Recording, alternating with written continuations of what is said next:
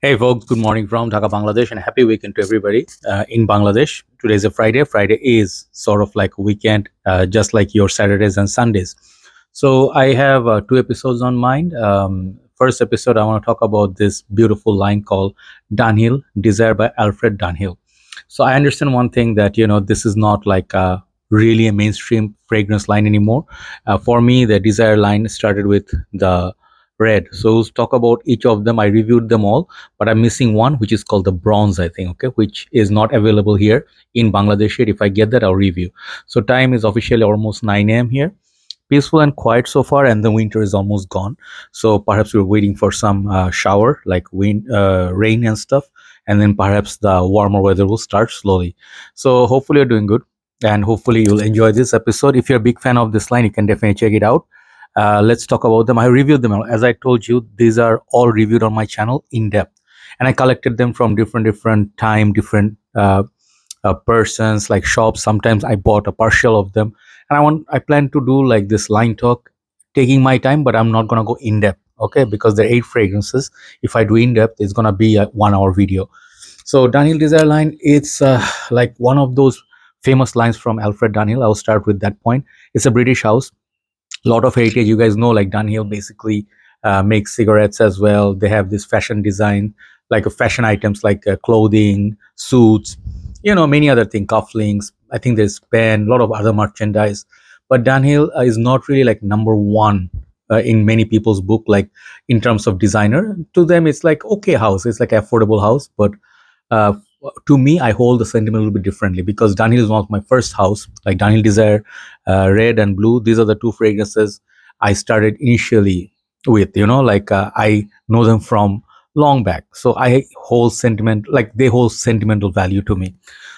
So let's see what you get. Dunhill's a whole house stock. I have many Dunhill fragrances. I'll do a whole house stock in maybe a few days' time, and these will be featured then as well. So I'll start with original, like the release wise.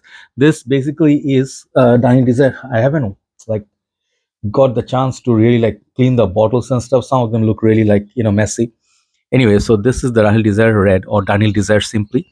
The new packaging comes like this. Like this is the packaging. Back in the days, Dunhill Desire Red would be written on the side. I had that bottle. I left it in Malaysia. These things can be had for I think small 30 ml. I think 30 or 50 ml. Then 200 ml and 100 ml standard. And they have this attached cap. I'm using my one hand, so a bit difficult. But this was like a really big hit back in the days. I think if you know Pakora 1 million fragrances, how popular they are, Lamal, this was as popular back in the days. What it smells like, it smells very sweet. It has kind of like a leathery tone at the base, a lot of tonka. I think there's a vanillic touch. And there are other fragrances like Yatman Red, which they say was inspiration behind it. I cannot confirm these, okay, but they smell similar, but this is much longer lasting. Even with so many years of reformulation or new packaging, I don't think they reformulated it that much. This thing smells breezy, airy, sweet, fruity, kind of synthetic, but really good synthetic. And this is a good fragrance. Now they are priced around $35 to $40 in Bangladesh. So back in the days, you could have them pretty much like $25, right? So this is the OG, and because of this, many other came in this flask-shaped bottles, different coloration. I'll talk about them. So this one for me is the OG, the one of the best performers in this line, and this one is very super versatile. I can wear this for summer, winter, but this is best known for office scent, signature scent, and you can wear this pretty much like Dior Sauvage, any occasion, any place. Just wear less in the high heat because it's very sweet and can be headache inducing. I have a story behind this fragrance. Check out my review of Desire Red, you'll see.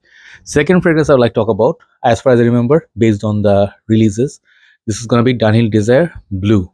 Okay, this is 100. I don't know, sorry. I made a mistake. I don't think they come in 200 ml. This is like 100, 150, and 50 ml, and maybe this is 30 ml small. So this is 150 ml. And this is really a beautiful bottle because I love blue. And these bottles are really nice to look at, by the way. The metal plate looks nice. The cap is nice, and for people who have been using this for a long time, they know the value of these Dunhill fragrances. Dunhill Desire Blue was a more fruitier version of Dunhill Desire Red. It was built for I think they made this solely for summer, so people who live in tropical, like a warmer setup, for them this is going to be like a very good fragrance. Okay, so this one has a lychee note, I remember, distinctive. It's not possible to remember all of them, but whatever I remember, this is a nice tropical lychee note, very beautiful fruity tone, but it did not last as much as original Desire Red. But this is a good fragrance. Okay, so you can wear this pretty much in gym, sporty occasions. Okay, Desire Blue was my second favorite from the line. So I think I don't remember which was released afterwards. Maybe let's talk about this one. Or yeah, this is Dunhill Desire Silver, I think. Okay, if I got the name wrong, I'm sorry.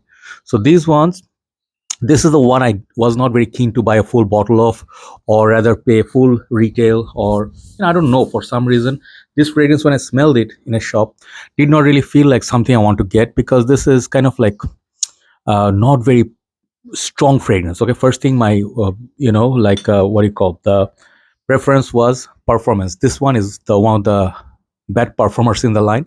But in time, I realized that I like this line. Many of you collected, right, like this Dunhill Desire line, year after year, and one by one you ended up collecting everything. Some of them are like, I'll talk about the black one, this one. Some people said this was not their most favorite, but it grew on them later. So this happens. So this one comes with violet leaves, as far as I remember, a little bit of mandarin orange, watery notes, and perhaps there's a woody or vetiver, something at the base, so which makes it a kind of like a light ozonic fragrance, but not so much citrus. Okay, not like Desire Blue. This is kind of like, you can say, Bentley from an azure, or fragrance which has violet leaves, like what are the fragrances? Lom Libra, not so much. Salvatore Ferragamo, Vomo. No, Salvatore Ferragamo. What's that fragrance called? Vomo. Man, Salvatore Ferragamo. Not the Salvatore Ferragamo. Man, what's the fragrance house called? Hold on. Oh, Xenia Vomo. Yeah, Xenia Vomo. If you like that, you'd like this. This is a very mild fragrance. Okay, longevity, as I told you, 1 to 2 hours I get, and not much of push. It's kind of like the metallic tone because of the violet leaves. It's very wearable. If you like staying indoors and you don't like very strong cologne style fragrance, you can look at this. This is more like, for me, like 6.5 to 7 out of 10. It's a good fragrance. Some people love it. I mean, some people like it. There's some people do not really feel the love. Okay, but it's a good fragrance. Okay, so that's the third one. A fourth one, let's look into the black. Dunhill Desire Black I got recently. This is the one of the older ones, I think. And this, I think, got two versions. One is made in USA, and one is made in, I don't know. Yeah, this is made in USA. Some people say there are like other versions and stuff. So this one, it has this matte black finish, and Dunhill has 3 black bottles in their house so far I saw. Dunhill Black for Men, like I think there's one just called simply Dunhill London Black. This one, and I think Dunhill Icon, that one is the elite one. That one is not called black, but got black color bottle.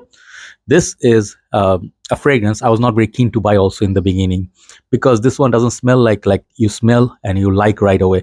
This is more of a, trying times. Okay, because this one has peppery notes. This one has some spices, and I think this one has cypress. What else it got? It got like really warm spiciness to it, and some citruses as well. Let me just spray a little bit. Really good atomizers. Yeah, check out this sprayer. These got really good atomizers, by the way. Okay, looks really nice. Aesthetic wise, very nice. So the opening blast is very nice. It's kind of got like similar vibe to many other fragrance. If you smell Lacoste, or what else comes to my mind, like Davidoff, this one has some similar vibes to the opening, but it has not much of transformation. Like it got a little bit dark in the dry down, but it stays linear after that. It has really good performance. Like for me, this is a good performer. This is, I would say, solid 8.5 out of 10 performance. So in that category for colder months, nighttime, like even summer breezy nights, this is a good wear. You can pull this off with a suit. I think this one can be worn with a suit, office, and it has a masculine vibe to it. So one fragrance comes to my mind is one of the Clive Christian fragrance, which has the peppery kick. Another one is called Marc Jacobs Bang. If you like those, give it a try. This is really good fragrance. Mandarin orange sort of mixes with that, the greenness, the smokiness, a little bit of a leather, spicy, good masculine fragrance to have. So you can actually say it's a better fragrance for winter. So next one I'll go, I think it was this one, isn't it?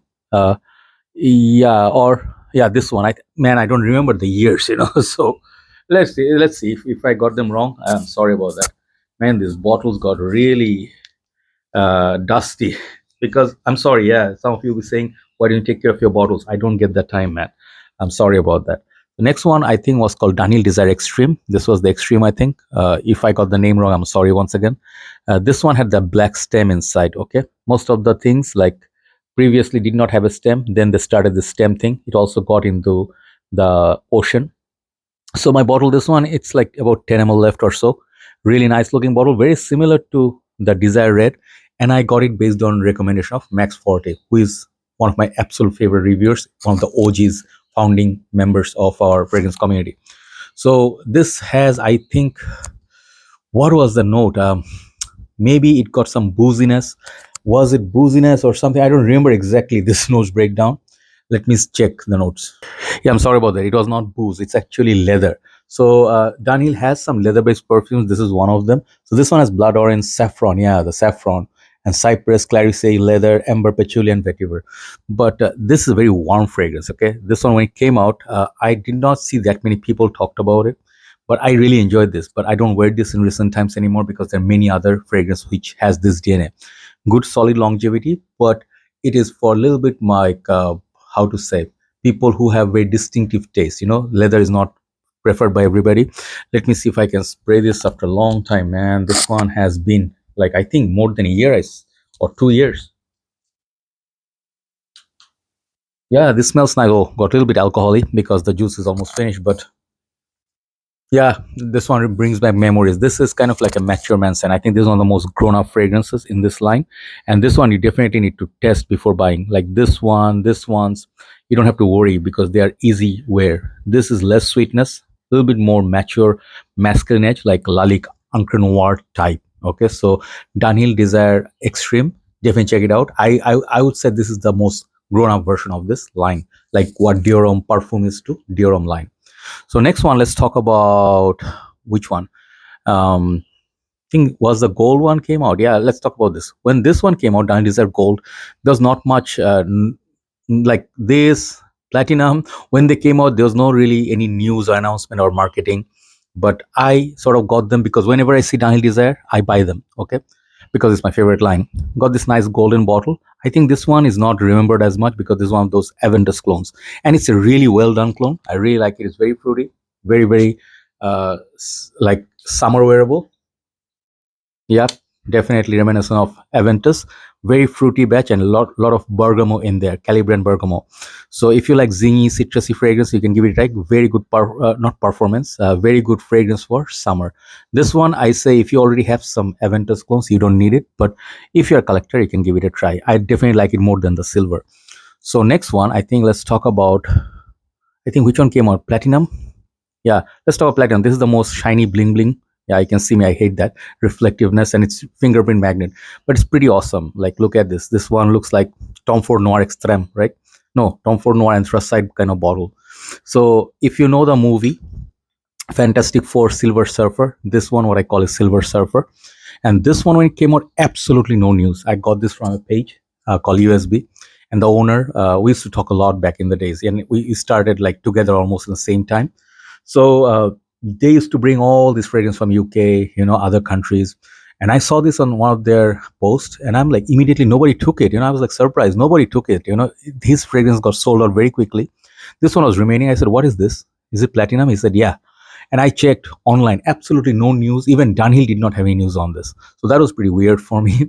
So I would say this is one of the most darkest, man. I do not know like how to describe this fragrance. I think this one got tobacco. Let me see if I can get on Fragrantica. Their platinum, right? No, they don't have still. Okay, so basically, what I remember, this is a spicy, kind of like a smoky tobacco fragrance. Also talked about by Max Forte. Okay, so Max Forte introduced this and this to me for me. Okay, and when I tell you this one, it's not for everybody. This is definitely not for everybody. This is like the niche of this line, like kind of like a unique smelling, kind of like the challenging one. And when you smell this at first, you may not like it. It's very smoky. To my memory, from my memory, what I remember, this is a dark, smoky. That tobacco is there, but it's kind of like Aramis, for him, tobacco reserve, like that kind of fragrance, but very little sweetness in there. So no sweetness. and a smoky, dark, kind of like a scary fragrance. Okay, so this is definitely, if you like Hugo Boss bottled elixir, I think, yeah, or the perfume, you definitely like this. Maybe there's a hint of, again, greenery in there. Okay, so the last one, I think there's one more. Yeah, the last one is this I want to talk about.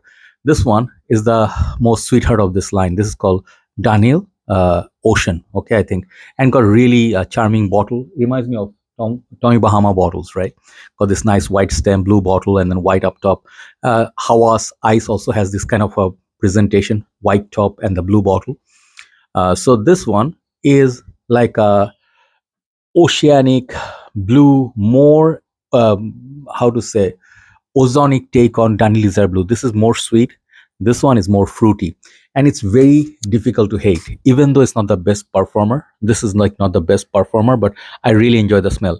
When I got this, I used it for I think for a month, and I sold off my previous bottle, and I had to get it back because this line is kind of like you can get all of them in your collection in no time. If you save every month, you can buy 2 or 3, and these ones can be found, on discounters for very good prices. So Tiny Desire line is a solid line. If I get the bronze, I'll talk about it. This is very good. It's very good, exclusive for summer, high heat, warm situation, and then gyms and all. You can use all these fragrances, but I think this one makes, if you like Versace Purum kind of fragrances, Polo Blue, more ozonic. So all these fragrances have something they offer, but not everything is like a 10 out of 10. Okay, some of the things you can skip. This one, this one, this one, I think these 3 are not really needed in your collection. But I would say, if you really want me to suggest some of the solid ones, best ones, is original one. This is my most favorite till date. The blue one, definitely good performer. Compared to this, I preferred the Desire Blue over the Ocean, but they're both nice. And this is the big boy of the line, the extreme one. Then underrated one is the black one. So there you go. That's the line talk. Really wanted to do this. That's why I keep buying this from different people, marketplace, partial, full, and some of them are getting a little bit rare to find. Okay, so if you go to a shop, check them out, spray them, whatever you like, you take. Okay, you don't have to follow what I say, right? So have a nice day. Let's see one more interesting video I have. Hopefully that one you will also like. Take care. I'll see you soon. Bye bye.